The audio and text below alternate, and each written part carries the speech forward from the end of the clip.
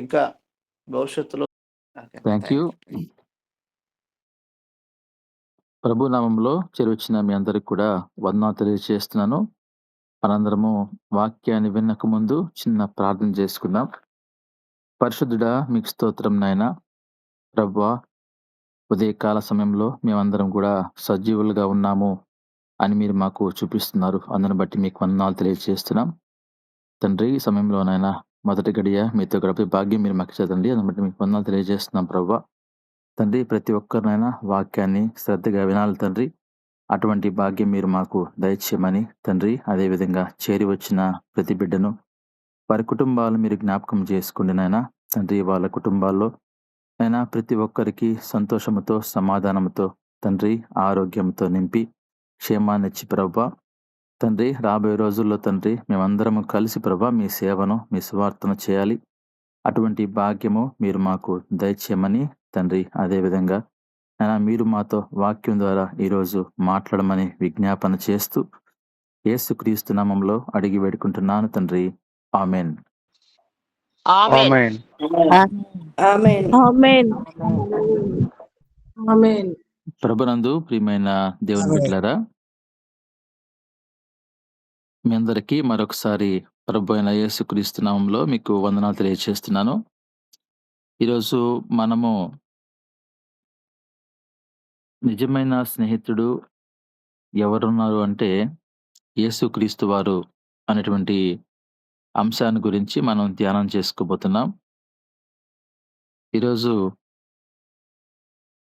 ఈ యొక్క స్నేహితుడు అనేటువంటి ఆ యొక్క అంశాన్ని ఎందుకు మనం తీసుకోవాలి అంటే, జీవితంలో మనము మంచి మార్గంలో పోవాలన్నా, అదే సమయంలో మరి చెడు మార్గంలోకి పోవాలన్నా స్నేహితుడు అనేటువంటి వాడు చాలా అవసరం.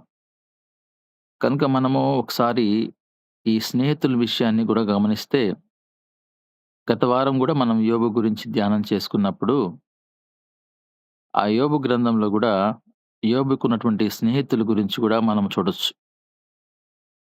దాదాపుగా యోబుకు 7 మంది కుమారులు, 3 కుమార్తెలు ఉన్న సమయంలో దేవుడు సాతానుడుకు యోబు గురించి సాక్ష్యం ఇచ్చినప్పుడు, సాతానుడు అడిగినటువంటి ఒక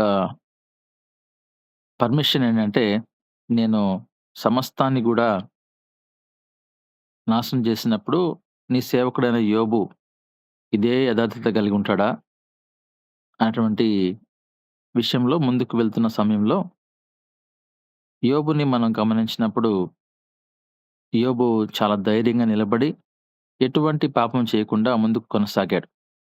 ఈవెన్ భార్య కూడా యోబును ఇబ్బంది పెట్టినప్పటికీ యోబు చాలా ధైర్యంగా యెహోవా ఇచ్చాడు, యెహోవా తీసుకున్నాడు, యెహోవా నామమునకు మహిమ కలుగును గాక అని చెప్తూ దేవుని మహింపరుస్తూ ముందుకు వెళ్ళాడు. అయితే ఆ సమయంలో స్నేహితులు మరి యోబుకున్నారు. యోబుకున్నటువంటి స్నేహితులు కొంతమంది గురించి కొన్ని మాటలు ఇక్కడ ఆయన రాస్తూ వచ్చాడు. నేను మీకు 2 మాటలు తెలియజేసిన తర్వాత మనం నెక్స్ట్ బైబిల్ ప్రకారంగా మనకు నిజమైన స్నేహితుడెవరు? మనం ఎలాంటి వారిని స్నేహించాలి అనే విషయాల్ని మనం ధ్యానం చేసుకుందాం. ఈ స్నేహితుడు అనేటువంటి వారు మరి చిన్న పిల్లల దగ్గర నుంచి కూడా యవ్వనస్తులకు, అదే సమయంలో వివాహమైన తర్వాత ఆ యొక్క పెద్దవారికి, తర్వాత అదే సమయంలో ఇంకా వయసు పెరుగుతున్నప్పుడు కూడా మనకు స్నేహితులుంటారు. మొదటిగా మనము చదువుకున్నటువంటి చిన్న వయసు నుంచి కూడా పెద్దవారు వరకు కూడా మనము స్నేహితులను కొంతమందిని మెయింటైన్ చేస్తూ వస్తూ ఉంటాం. అయితే ఆ స్నేహితులు అనేవారు మనకు ఎటువంటి వారితో మనం స్నేహించాలి, అదే సమయంలో ఆ స్నేహితుల వల్ల మన జీవితం కూడా కొంత మలుపు తిరిగే అవకాశం ఉంది. ఒకసారి చూద్దాము. అందుకోసమే ఈరోజు ఈ స్నేహితులు అనే అంశం గురించి మనం ధ్యానం చేసుకోబోతున్నాం. ఇక్కడ యోబు గ్రంథము 16వ అధ్యాయము 15వ వచనం మనం గమనించినప్పుడు, నా స్నేహితులు ఎండిన వాగు వలెను మాయమైపోవు జలప్రవాహము వలెను నమ్మకూడని వారైరి. యోబు తన స్నేహితుల గురించి ఎలా పోలుస్తున్నాడంటే, ఎండిన వాగు, ఎండిన వాగుతో పోలుస్తున్నాడు. అదే సమయంలో జలప్రవాహము వలె వాళ్ళున్నారంట. ఆ జలప్రవాహం ఏమైపోద్దంటే మాయమైపోద్ది. ఇక్కడున్నటువంటి ఈ యొక్క వాటరు కొంతసేపటికి ఈ వాటర్‌కు దూరం వెళ్ళిపోతది. కాబట్టి ఈ 2 గూడా మనం చూస్తే ఎండిన వాగు అలానే ఉంటది. అదే విధంగా జలప్రవాహం కూడా మాయమైపోద్ది. ఈ స్నేహితులకు నమ్మకుండా ఉన్నారు. నమ్మే విధంగా వాళ్ళు లేరు అని యోబు అంటున్నాడు. యోబు ఎంతగానో తన యొక్క 7 మంది కుమారుల కుటుంబాలు, 3 కుమార్తెల కుటుంబాలు కోల్పోయి బాధపడుతూ ఉంటే, ఆయన తనకున్నటువంటి ఒంటెలు, గొర్రెలు ఇవన్నీ గూడా పశు సంపదంతా గూడా పోయి బాధపడుతూ ఉంటే, ఈ స్నేహితులు అతని గురించి చెడ్డగా మాట్లాడుతూ ఇబ్బంది పెడుతున్న సమయంలో యోబు అంటున్న మాటలు ఇవన్నీ కూడా. తర్వాత చూడండి అదే 6 అధ్యాయము 16వ అధ్యాయము 20 వచనం చూడండి యోబు గ్రంథంలో, నా స్నేహితులు నన్ను ఎగతాళి చేయుచున్నారు. ఎగతాళి చేసే స్నేహితులిక్కడ. గమనిస్తున్నాం గదా! స్నేహితులు ఎలాంటి వారంట? ఎగతాళి చేస్తున్నారు. ఏదైనా అనుకోని సంఘటన జరిగినప్పుడు వాళ్ళు యోబు గురించి ఎగతాళి చేస్తూ మాట్లాడుతున్నారు. ఆ రోజున నోవాహు కూడా ఓడ గడుతున్నప్పుడు ఆ చుట్టుపక్కల ప్రజలు గూడా నోవాహు చేస్తున్నటువంటి పనిని చూసి ఎగతాళి చేశారు. ఇటువంటి జలప్రవాహము లేనటువంటి ప్రాంతంలో ఓడ నిర్మిస్తున్నాడు అని అందరూ నవ్వుకున్నారు. కనుక ఈ స్నేహితులనేటువంటి వారిని మనం గమనించినప్పుడు, ఈ స్నేహితులు మంచివారు, చెడ్డవారు 2 రకాలుంటారు. కాబట్టి ఇక్కడ మనం చూస్తే ఎగతాళి చేసే స్నేహితులు. అయితే స్నేహితులు కాదా అంటే స్నేహితులే. అయినప్పటికీ వారి యొక్క స్వభావం ఎలాంటిది? వారు ఎగతాళి చేస్తూ మరి యోబును వారు ఇబ్బంది పెడుతున్నారు. కనుక మరొక వాక్య భాగం చూడండి. యోబు గ్రంథము 19వ అధ్యాయం 14వ వచనంలో, నా బంధువులు నా యొద్దకు యున్నారు. నా ప్రాణ స్నేహితులు నన్ను మరచిపోయున్నారు. బంధువులు మరి యోబు దగ్గరికి రాలేదు. అదే సమయంలో నా ప్రాణ స్నేహితులు అనే మాట అక్కడ మనం చూస్తున్నాం. మరి స్నేహితులు ఎలాంటి వారండి? ప్రాణ స్నేహితులు. ప్రాణమిచ్చేటువంటి వారు అని యోబు అనుకుంటున్నాడు. అలా వారి యొక్క జీవితం కొనసాగింది. ఎప్పుడు? 7 మంది కుమారులు, 3 కుమార్తెలు వారి కుటుంబంతో వైభవంగా జీవించినప్పుడు, అనేకమైనటువంటి ఆస్తుపాస్తులున్నప్పుడు, మరి యోబు సంతోషంగా జీవిస్తున్నటువంటి సమయంలో, మరి ఏ విధంగా అయితే మనం చక్కెర ఏసినప్పుడు చీమలొస్తాయో, ఆ విధంగా స్నేహితులు గుమికూడున్నారు. అయితే ఎప్పుడైతే ఇబ్బందొచ్చిందో, మరి బంధువులు పూర్తిగా రావడం మానేశారు. ప్రాణ స్నేహితులు గూడా మర్చిపోయారు అనే మాట ఇక్కడ చూస్తున్నాం. కనుక ప్రభునందు ప్రియమైన దేవుని బిడ్డలారా, ఈ రోజున స్నేహితుల గురించి యోబు చక్కగా ఇక్కడ రాస్తూ ఉన్నాడు. కనుక ఇలాంటి ఈ యొక్క స్నేహితులు ఈ రోజుల్లో గూడా సమాజంలో ఉన్నారు అని మనం తెలుసుకోవాలి. చూడండి యోబు గ్రంథము 19వ అధ్యాయం 19వ వచనంలో గూడా, నా ప్రాణ అందరికిని నేను అసహ్యుడనైతిని. నేను ప్రేమించిన వారు నా మీద తిరగబడుచున్నారు. కాబట్టి ఇక్కడ మనం చూసినప్పుడు ఎవరినైతే ప్రేమించాడో యోబు, ఆ స్నేహితులే అతని మీద తిరగబడుతున్నారు. విమర్శిస్తున్నారు. ఎత్తిపొడుస్తున్నారు. అదేవిధంగా అసహ్యంగా యోబు గురించి వాళ్ళు అసహ్యపడుతున్నారు. యోబు పరిస్థితిని చూసి ఎందుకు నీకిలా అయిపోయిందని యోబు గురించి రకరకాల అవమానపు మాటలు మాట్లాడుతున్నారు. గమనించారండి? కనుక ప్రభునందు ప్రియమైన దేవుని బిడ్డలారా, యోబు విషయాన్ని మనం గమనించినప్పుడు, యోబు యొక్క దుస్థితి సమయంలో, యోబు పరిస్థితి మంచిగా లేనప్పుడు స్నేహితుల యొక్క బుద్ధి బయటపడింది. ఈరోజు మనము ఎవరితో స్నేహం చేస్తున్నామో, మన స్నేహితులు ఎలాంటి వారు అనే విషయాన్ని గూడా ఈరోజు మనం ఆలోచించుకోవాల్సినటువంటి సమయం ఇది. స్నేహితులతో చాలా మనకు మంచి స్నేహితులు మనం మన జీవితంలో కలిగుండాలి. ఈ మధ్య కాలంలో ఒక సన్నివేశం జరిగినప్పుడు ఆహ్, తల్లి బంగారం ఇవ్వలేదని తన యొక్క స్నేహితునితో కలిసి తన తల్లిని హతమార్చడానికి ఒకడు పూనుకున్నాడు. పోనీ స్నేహితుడు మంచోడైతే, "అరే! నిన్ను 9 నెలలు మోసి కని పెంచిందిరా" అని ఒక మంచి మాట చెప్పి తన తల్లిని చంపకుండా తన స్నేహితునికి చెప్తాడు.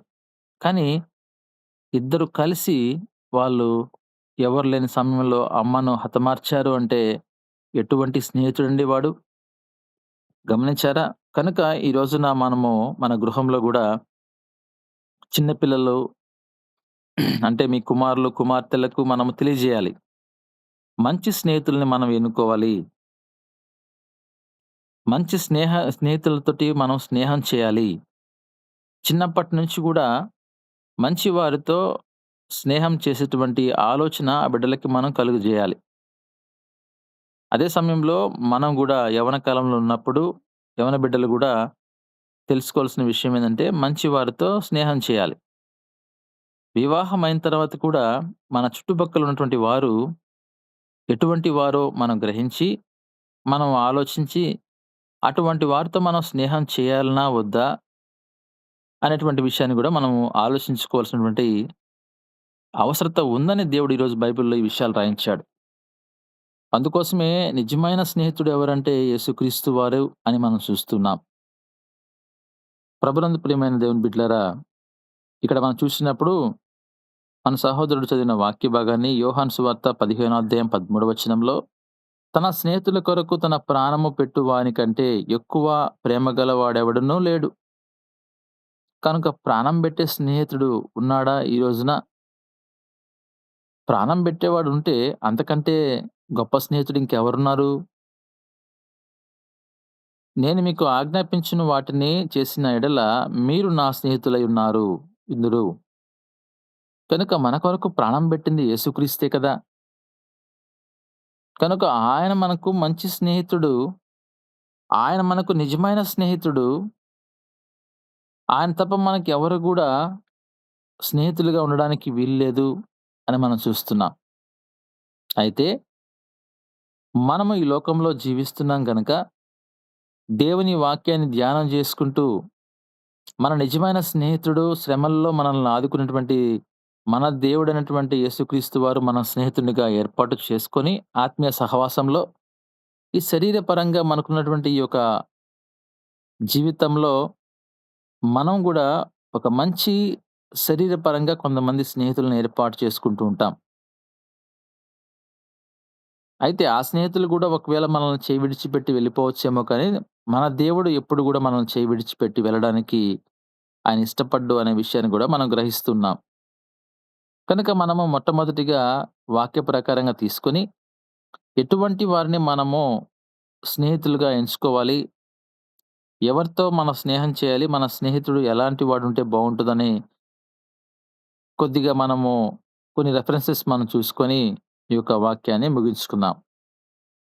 చూడండి మొట్టమొదటిగా సామెతల గ్రంథము 22వ అధ్యాయము 24వ వచనాన్ని గమనించినప్పుడు,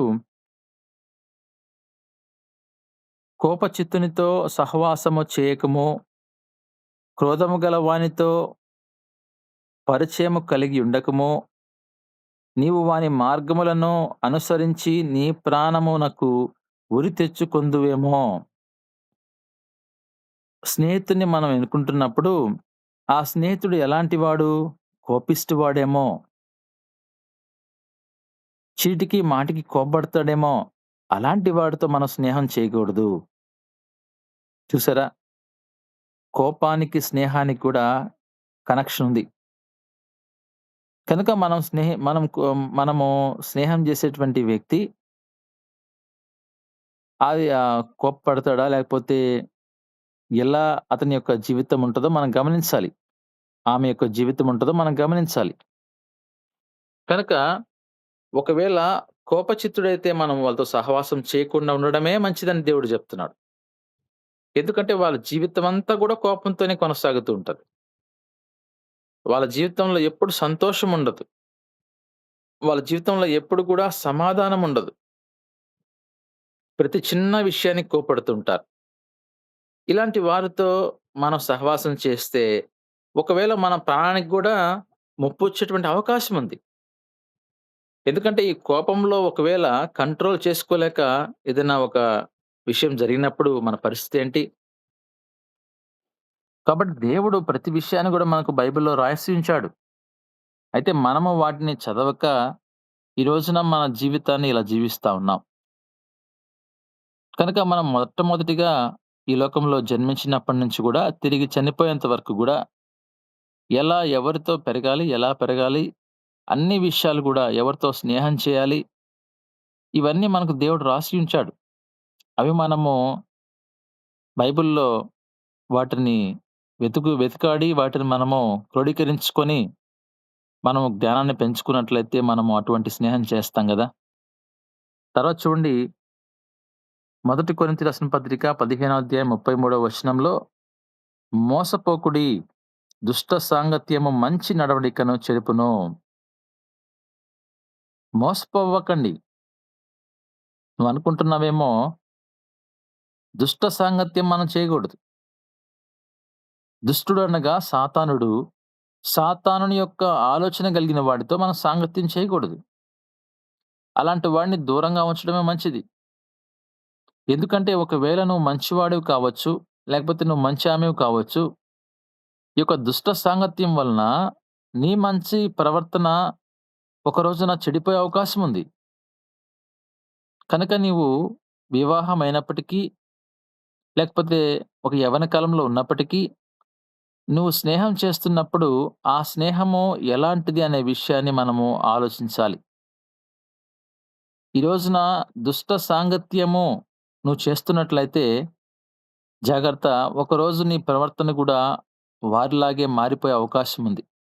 ఎందుకంటే తెలుగులో గూడా సామెత ఉంది. ఒకరోజు వారు వీరైపోతురి అన్నట్టుంటది. కనుక మనము మంచి వారితో సహవాసం చేయడానికి మనం ప్రయత్నం చేయాలి. కనుక అది ఏదైనప్పటికి కూడా మన సాంగత్యం గురించి ఇక్కడ మనం చూసినప్పుడు, మన యొక్క స్నేహం గురించి మనం చూసినప్పుడు, దుష్టునితో సాతానుడిని ఏ విధంగా అయితే మనం ఆత్మీయంగా దూరంగా ఉంచాలి. మనం ఆత్మీయంగా ఎదగాలంటే సాతానుడిని దూరంగా ఉంచాలి. మనము యేసయ్యకు దగ్గరవ్వాలి. అదే విధంగా శరీరపరంగా మనము మంచి జీవితాన్ని బ్రతకాలి అంటే, మనకెటువంటి మన జీవితంలో ఉరి రాకుండా, మనకెప్పుడు గూడా ఎటువంటి ఇబ్బందులు కలగకుండా మన కుటుంబాన్ని, మన జీవితంలో ముందుకి మన ప్రయాణం కొనసాగించాలంటే గూడా, మనము మంచి స్నేహితుల్ని ఎన్నుకునే వారిగా ఉండాలి అని మనం చూస్తా ఉన్నాం. తర్వాత చూడండి, సామెతల గ్రంథము 25వ అధ్యాయం 17వ వచనంలో, మాటి మాటికి నీ పొరుగువాని ఇంటికి వెళ్ళకుము, అతడు నీ వలన విసికి నిన్ను ద్వేషించునేమో. ఒకవేళ అక్కడ అతడనుంది, ఆమె నీ వలన విసికి అని గూడా చెప్పుకోవచ్చు. ఎవరైనప్పటికి కూడా బైబిల్ అందరికీ సమానమే కనుక, ఒక స్త్రీ, ఒక పురుషుడు వాళ్ళ గృహంలో ఉన్నప్పుడు చీటికి మాటికి మనం పక్క గృహానికి వెళ్ళడం గూడా మంచిది కాదు అని దేవుడు మనకు రాయించాడు. దానికి కారణం గూడా ఆయన రాయించాడు. ఎందుకని? ఆ విధంగా మాటి మాటికి మనం వెళ్తున్నట్లయితే ఒకవేళ మనకు విలువుండదేమో. లేదంటే ఒకవేళ మన మీద వాళ్ళకి ద్వేషం పెరిగిపోతుందేమో. ఒకవేళ మన మీద వాళ్ళకి అసూయ పెరిగిపోతుందేమో. కనుక ఎవరి గృహంలో వాళ్ళు ఉంటే మంచిది కదా! మేమున్నటువంటి మా ఏరియాలో చిన్ననాటి నుంచి గూడా మేము, మా చుట్టుపక్కల కుటుంబాలు అందరం కలిసి ఉంటాం గదా! అయితే ఏ రోజు కూడా మేము పక్క గృహానికి వెళ్ళినటువంటి ఆనవాళ్ళు లేవు.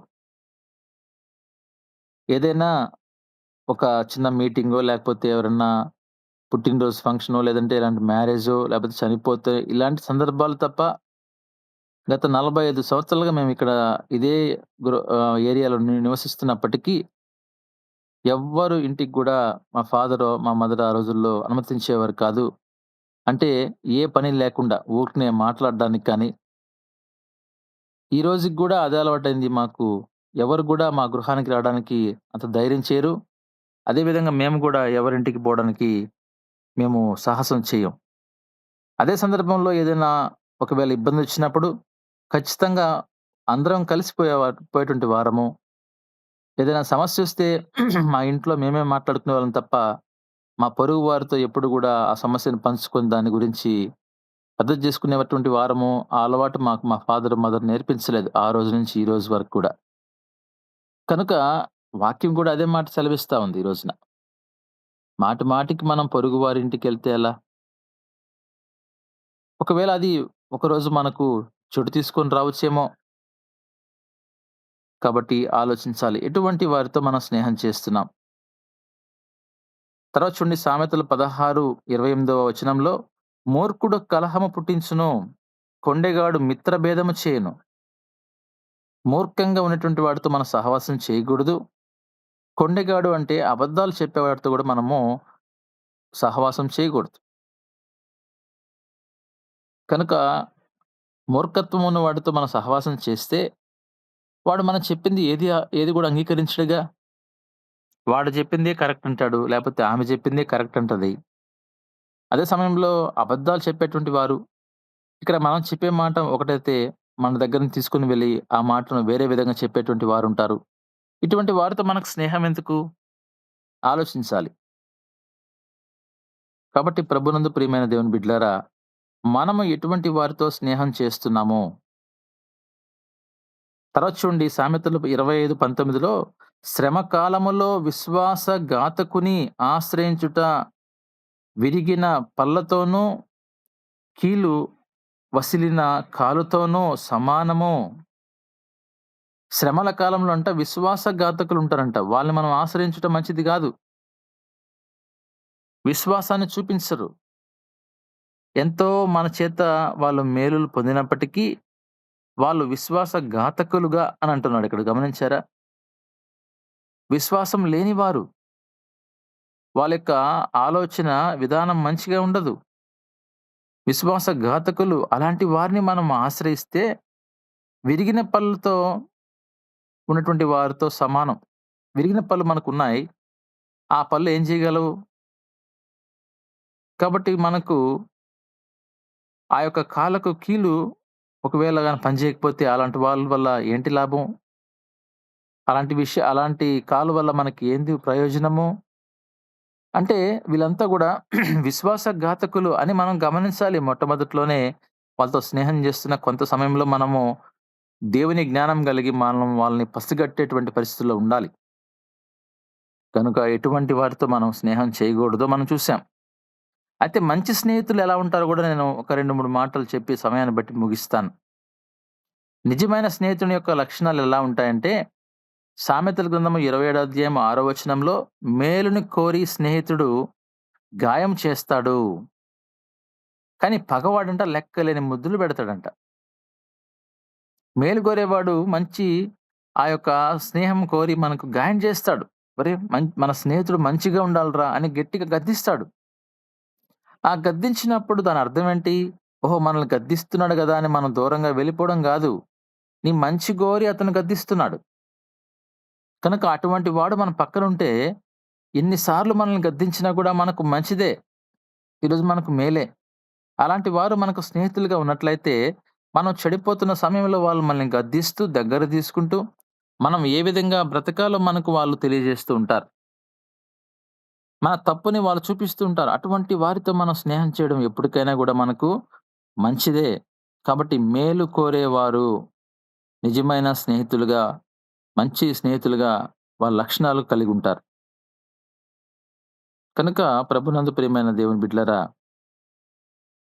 చూడండి సామెతలు 27 అధ్యాయం 9 వచనంలో, తైలమును, అత్తరును హృదయమును సంతోషపరచునట్లు చెలికాని హృదయములో నుండి వచ్చు మధురమైన మాటలు హృదయమును సంతోషపరుచును. మంచి స్నేహితుల యొక్క లక్షణం ఎలా ఉంటదంటే, ఏ విధంగా అయితే మనకు తైలము, అత్తరు వల్ల మన హృదయం పరచబడుతుందో, మనం చూసిన వెంటనే అబ్బా! చక్కగా మంచి స్మెల్ వస్తుందిరా ఈ తైలము అని అంటాం గదా! ఒక ప్లెజెంట్‌గా ఉంది పెర్ఫ్యూము అంటాం గదా! అలా మనకున్నటువంటి మన స్నేహితుల యొక్క మాటల వల్ల, మధురమైన మాటల వల్ల మన హృదయం గూడా సంతోషించాలి. కనుక మంచి స్నేహితులు మనల్ని సంతోషపరుస్తారు. మనల్ని కించపరచరు అనే మాట ఇక్కడ మనం చూస్తా ఉన్నాం. కనుక మనము ఈ యొక్క మాటలు గమనిస్తున్నప్పుడు, ఇటువంటి లక్షణాలు గాని మన స్నేహితుల్లో ఉన్నట్లయితే వారితో మనం కొనసాగించవచ్చు. మనం చెప్పుకున్నాం గదా! పైన అటువంటి మరి ఆ యొక్క దుష్ట సాంగత్యం కలిగిన వారు. అలాంటి స్నేహితులతో మనం గాని స్నేహం చేశామంటే, ఎప్పటికన్నా మనం ప్రాణానికి హాని, లేకపోతే మనకి ఎప్పటికైనా ఒక చిక్కులనేవి మనలో ఉండిపోతాయి. తర్వాత చూడండి సామెతలు 17:17లో నిజమైన స్నేహితుడితో విడువక ప్రేమించును, దుర్దశలో అట్టివాడు సహోదరుడుగా ఉండును. సొంత సహోదరుడిగా ఉంటాడంట. ఎవరు నిజమైన స్నేహితుడు మనల్ని విడువక ప్రేమిస్తాడు. నువ్వు సంతోషంగా ఉంటేనే కాదు ప్రేమ. కష్టాల్లో ఉన్నప్పుడు గూడా నిన్ను ప్రేమిస్తాడు. కష్టాల్లో ఉన్నప్పుడు నిన్ను ఆదుకుంటాడు. కనుక ఒకవేళ దుర్దశలో ఉన్నప్పుడు ఒక సహోదరుడిలాగా, సొంత అన్నదమ్ముల్లాగా, అక్కచెల్లెల్లాగా అండగా ఉంటాడు. కనుక ఈరోజు మనం చూసినప్పుడు ఎటువంటి స్నేహితులను మనం కలిగి ఉన్నాము? ఎటువంటి స్నేహితులతో మనం సాంగత్యం చేస్తున్నామో, మనము ఎటువంటి ఆ యొక్క స్నేహితుల యొక్క ప్రవర్తన కలిగిన వారితో మనం ముందుకు నడిచి వెళ్తున్నామో, కనుక ప్రభునందు ప్రియమైన దేవుని బిడ్డలారా, ఒకసారి మనము యోబుని గమనిస్తే, యోబు గ్రంథం 42వ అధ్యాయం 10వ వచనంలో, మరియు యోబు తన స్నేహితుల నిమిత్తము ప్రార్థన చేసినప్పుడు, ఎప్పుడైతే యోబు ఈ స్నేహితులను చూసి, వీళ్ళ ప్రవర్తన చూసి విసిగిపోయాడో, యోబు వారిని ఏమనలేదు గానీ, యోబు తనని తను కాపాడుకుంటూ, తన స్నేహితుల గురించి ప్రార్థన చేశాడు. కనుక మనము మన స్నేహితులు ఒకవేళ అలాంటి వారైతే వారిని దూరంగా ఉంచి, మనం వారి గురించి ప్రార్థన చేయాలి. అయ్యా! వీళ్ళు ప్రవర్తన మార్చయ్యా! ఎందుకు ఇటువంటి నమ్మక ద్రోహులుగా, లేపోతే విశ్వాసఘాతకులుగా ఉన్నారు వీళ్ళు? ఎందు నిమిత్తం వీళ్ళు ఈ విధంగా ఉన్నారు? వీరిని మార్చు ప్రభువా! అని మనం ప్రార్థన చేసేటువంటి పరిస్థితుల్లో ఉండాలి. యోబు నుండి స్నేహితులు యోబుని అవమానిస్తూ, కించపరుస్తూ, యోబు ప్రవర్తన గురించి మాట్లాడుతూ, నువ్వు ఇలా ఉన్నావు గాబట్టే ఇలా జరిగిందనేటువంటి పరిస్థితిలో మాట్లాడుతున్న సమయంలో యోబు స్నేహితుల నిమిత్తం ప్రార్థన చేసినప్పుడు, యెహోవా అతని క్షేమస్థితిని మరలా అతనికి దయచేసెను. చూసారండి? దేవుడు తిరిగి మళ్ళీ క్షేమస్థితిని దయచేసాడండి. యోబునకు పూర్వము కలిగిన దానికంటే గూడా రెండంతలు అధికముగా యెహోవా అతనికి దయచేసెను. ఏమైతే యోబు పోగొట్టుకున్నాడో, మరి యోబుకు అంతకు రెండంతలుగా ఆశీర్వాదాలు దేవుడిచ్చాడు. ఈరోజు ఎక్కడైతే అవమానం పొందాడో, యోబు ఎక్కడైతే ఎవరి ముందైతే అవమానం పొందాడో, వారి ముందే మెచ్చుకునే విధంగా ప్రవర్తన మళ్ళీ దేవుడిచ్చాడు అంటే, మరి మన దేవుడు గొప్ప దేవుడు కాదా? మన దేవుడు ఈ రోజున మనల్ని అందరికంటే గూడా హెచ్చుగా ఉంచడా? ఆలోచించారా?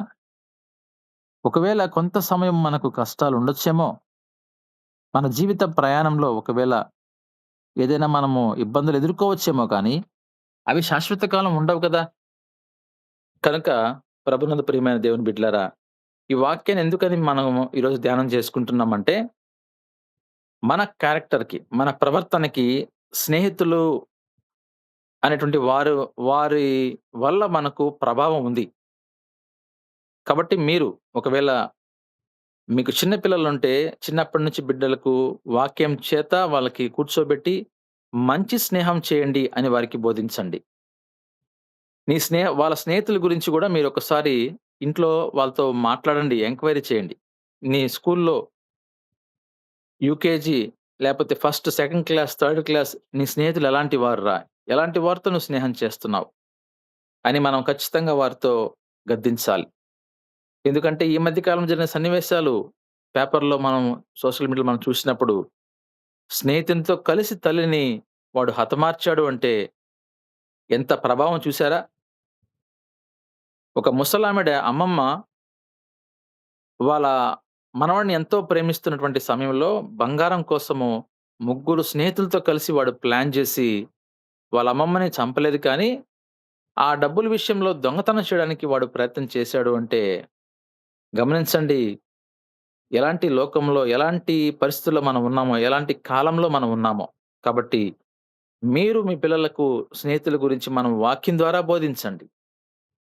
అదే సమయంలో ఒకవేళ మీరు యవ్వనస్తులుగా ఉంటే మీ కాలేజీలో పిల్లలకు కూడా మనం గమనించాలి. ఎటువంటి వారితో స్నేహం చేస్తున్నాం? ఎలాంటి వారిని మన ఇంటికి అలౌ చేస్తున్నాం? మా నాన్న మాకొకటే చెప్పేవాడు. "నీకు ఇద్దరు అక్కా చెల్లెలున్నారు. కాబట్టి ఎటువంటి జెంట్స్‌ని ఇంటికి తీసుకొని రావద్దు" అని చెప్పేవాడు నాకు ఆ రోజుల్లో.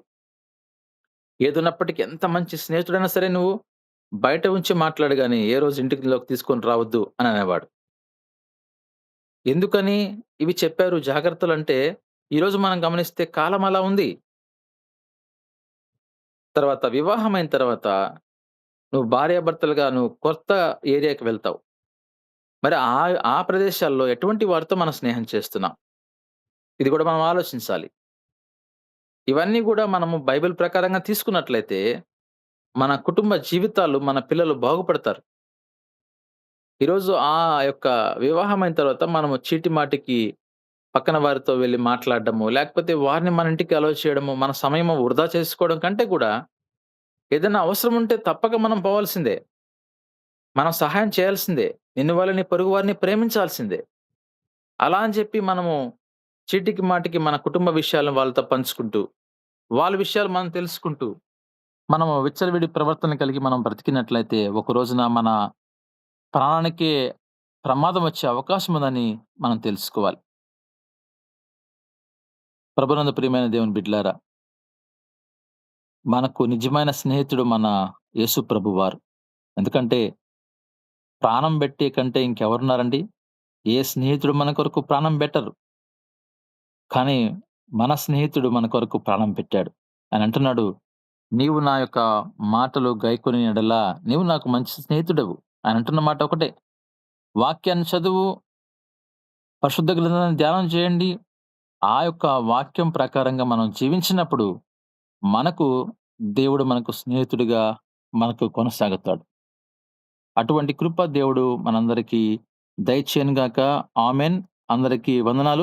ఉంచిన మా ప్రియ పరలోకపు తండ్రి, జీవాధిపతి, సర్వశక్తిమంతుడ, మీకే వందనాలు, స్తుతులు, స్తోత్రం చెల్లించుకుంటున్నాం తండ్రి. నైనా గడిచిన దినం నుండి ఇప్పటి వరకు మీ బలిష్టమైన ప్రశస్తమైన రెక్కల చాటున కాచి కాపాడి సంరక్షించి నైనా యూసీవై టీంలో నైనా గూగుల్ మీటింగ్ ద్వారా ప్రభా మేము ఇలా పాల్గొని అయా మీ యొక్క దైవ సేవకుని ద్వారా మేము విన్నటువంటి వాక్యములనైనా మా హృదయములలో ప్రభా నూరంతలుగా నైనా ఫలించుటకు సహాయం దయచేయమని ప్రార్థించుకుంటున్నా. వినినటువంటి వాక్యము తండ్రి నాయన యేసయ్య వదిలివేయక ప్రభా నాయన మా యొక్క జీవితాలలో మేము నెమరు వేసుకున్నట్లు సహాయం దయచేయమని ప్రార్థిస్తున్నాం. అవును తండ్రి, మేము ఎలాంటి వారితో స్నేహంగా ఉండాలి, ఎలాంటి వారితో మేము ఉండాలి నైనా యేసయ్య మీ దాసుని ద్వారా మీరు మాతో మాట్లాడిన విధానాన్ని బట్టి వందనాలు, స్తోత్రాలు చెల్లించుకుంటున్నాం. అవును తండ్రి, ఏది మంచియో ఏది చెడో మీ వాక్యం ద్వారా నాయన ఎవరు మంచివారో ఎలాంటి వారితో సాంగత్యం చేయాలో మీ వాక్యం ద్వారా మీరు మాతో మాట్లాడి ఉన్నారయ్యా. అందుని బట్టి మీకు వందనములు, స్తోత్రం చెల్లించుకుంటున్నాం. నైనా అలాంటి ఎవరితో మేము స్నేహం చేయాలో మీరు మాకు తెలియపరిచి ఉన్నారు. అటు వారితో మేము స్నేహం కలిగి నైనా ఉండుటకు నైనా మా సహవాసం కొనసాగించుటకు సహాయం దయచేయమని ప్రార్థించుకుంటున్నాం. తండ్రి, నీ వాక్యమును బోధించి ఉన్నటువంటి బిడ్డను ఆశీర్వదించండి, వారి కుటుంబాన్ని దీవించమని ప్రార్థిస్తున్నా. నేను వాళ్ళ కుటుంబంలో ఉన్నటువంటి వాళ్ళ తల్లి గారిని, వాళ్ళ మిసెస్ ను, బిడ్డల్ని మీరు జ్ఞాపకం చేసుకోండి. అలాగే అన్న విషయం బట్టి కానీ మీ పాస్ సన్నిధిలో ఎంతగానో గోజారుకుంటున్నామయ్యా తండ్రి. కన్ను విషయం బట్టి ప్రభా నైనా శంకర్ నేత్రాలయం వెళ్ళాలని తలంచి ఉండగా మీ చిత్తం లేనిదే ఏమి జరగదు. అవును తండ్రి, వారికంటే ముందుగా మీరు డాక్టర్స్ తో మాట్లాడి చక్కగా నైనా అన్ని విషయాల్లో మీ సహాయాన్ని దయచేయమని ప్రార్థించుకుంటున్నా. నైనా మరొకసారి ఆ కుటుంబాన్ని ఆశీర్వదించండి. చెప్పబడినటువంటి వాక్యము మా యొక్క జీవితాలలో మేము నిత్యము నెమరు వేసుకుంటూ వాక్యానుసారముగానైనా మేము జీవించినట్లు సహాయం దయచేయమని అయా, నేను చేసినటువంటి ప్రార్థనలు ఏమన్నా తప్పిదములు ఉంటే దయతో మమ్మల్ని మన్నించి క్షమించమని ఈ కొద్ది విన్నపములు నజరేయుడైన యేసయ్య శ్రేష్టమైన నామమున ప్రార్థించి బ్రతిమలాడి గోజారి వేడుకుంటున్నాం తండ్రి. ఆమేన్. ఆమేన్. ఆమేన్.